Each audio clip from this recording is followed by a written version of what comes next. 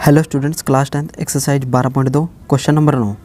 ठीक है, question number 9 में क्या है, एक वृत्ताकार ब्रुच को चांदी के तार से बनाया जाना है जिसका व्यास 35 मीटर है। तार को वृत्त के 5 व्यासों को बनाने में प्रयुक्त किया गया है जो उसे 10 बराबर त्रिज्याखंडों में विभाजित करता है, जैसे कि आकृति 12.12 में दर्शाया गया है। तो ज्ञात कीजिए कुल वांछित चांदी के तार की लंबाई और ब्रुश के प्रत्येक त्रिज्याखंड का क्षेत्रफल हमें निकालना है। ठीक है, हमें पहले तो तार की लंबाई निकालनी है। ठीक है, तार की लंबाई निकालनी है, इसमें तार कितनी यूज़ हो रही है, और एक त्रिज्याखंड का क्षेत्रफल निकालना है। ठीक है, त्रिज्याखंड का एक क्षेत्रफल निकालना है। सबसे पहले हमें यहाँ पे थोड़ा सा डायग्राम बना लेते हैं और मैं आपको बता देता हूँ इसमें क्या क्या है। ठीक है, यहाँ पे इसका केंद्र है। ठीक है, केंद्र है और यहाँ पे इसको 5 व्यासों में बांटा गया है। एक व्यास, ठीक है, 2 व्यास, ठीक है, और यहाँ पे तीसरा व्यास, यहाँ पे चौथा व्यास और यहाँ पे 5वां व्यास। ठीक है, इसको 5 व्यास में बांटा गया है और व्यास की लंबाई कितनी दे रखी है हमें, व्यास कितना दे रखा है 35 mm। ठीक है, 35 mm दे रखा है। उसके बाद हमें दे रखा है इसको 10 बराबर हिस्सों में बांटा गया है।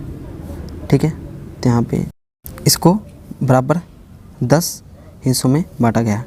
हमें एक त्रिज्याखंड का क्षेत्रफल निकालना है। ठीक है, इस वाले दूसरे पार्ट में सबसे पहले हम यहाँ पे लिख देते हैं दिया है,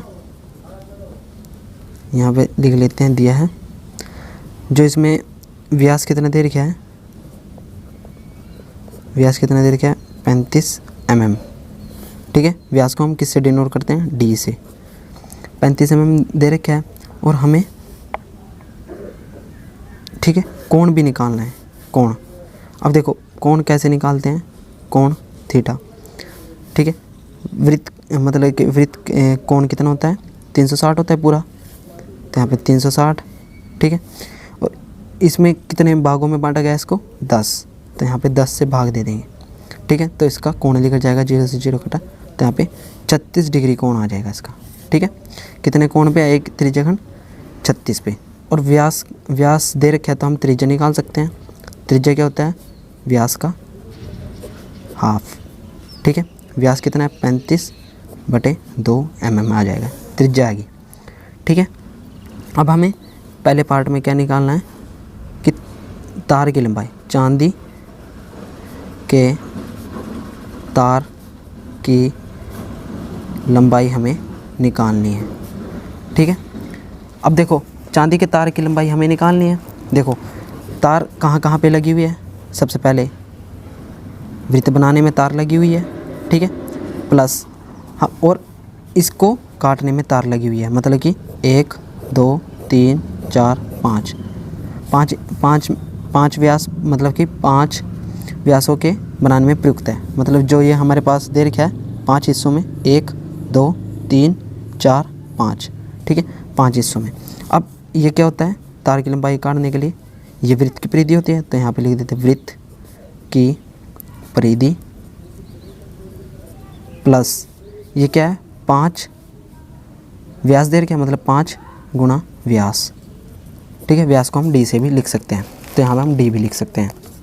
अब वृत्त की परिधि का फॉर्मूला लगता है 2πr प्लस 5 डी, व्यास कितना दे रखा है हमें 35। ठीक है, अब यहाँ पे 2 22/7 पाई का मान, आर कितना हमारे पास 35/2 प्लस इसकी गुणा करेंगे 5 5 25, 2 5 15 16 17 175। ठीक है, अब इसको सोल्व करते हैं, 7 5 35, 2 से 2 घटा। अब यहाँ पे आ जाएगा 22 गुणा 5, तो 5 की 5 दूनी 10, 1 10, 110 आ जाएगा प्लस 175, तो कितना आ गया है 285 mm। तो चांदी के तार की लंबाई कितनी आई 285 mm, ये हमारे पहले वाले का आंसर हो गया। ठीक है, अब हमें सेकंड पार्ट में निकालना है। सेकंड पार्ट में क्या निकालना है कि त्रिज्याखंड का क्षेत्रफल। ठीक है, यहाँ पे मैं दोबारा डायग्राम बना लेता हूँ। ठीक है, ये इसका केंद्र है, 1 2 3 4 और एक 5। ठीक है, हमें इस साले का त्रिज्यखंड का क्षेत्रफल निकालना है। ठीक है जी, देखो यहाँ पे हम त्रिज्यखंड का क्षेत्रफल का फॉर्मूला क्या होता है, यहाँ पे लिख देते त्रिज्यखंड का क्षेत्रफल। त्रिज्यखंड का क्षेत्रफल क्या होता है, थीटा अपॉन 360 गुना पाई आर स्क्वायर। ठीक है, थीटा हमने कितना निकाला था 36। ठीक है, अपॉन 360 गुना पाई कितना 22/7 और आर कितना है हमारा, आर कितना था आधा 35/2 गुना 35/2, क्योंकि आर का स्क्वायर है तो 2 बार अलग अलग लिख दिया। अब इसको काटते हैं, 36 से कम 36 10 आ गया और 2 एक कम 2, 5 दूनी 10, 5 सत्ते 35, 7 से 7 कटा। ठीक है, और यहाँ पे क्या बचा 11 गुना 35 बटे 11 गुना 35, नीचे कितना बचा 2 गुना 4 आ गया। ठीक है, इसकी गुणा करने पर कितना आएगा, 11 की और 35 की गुणा करेंगे तो कितना आएगा 385/4। अब इसको 4 से डिवाइड कर देंगे तो कितना आएगा 24.0625। ठीक है, तो हमारा इसमें किस में आया था आंसर, mm स्क्वायर में। ठीक है, NCERT की बुक में आंसर यहीं पे छोड़ रखा है।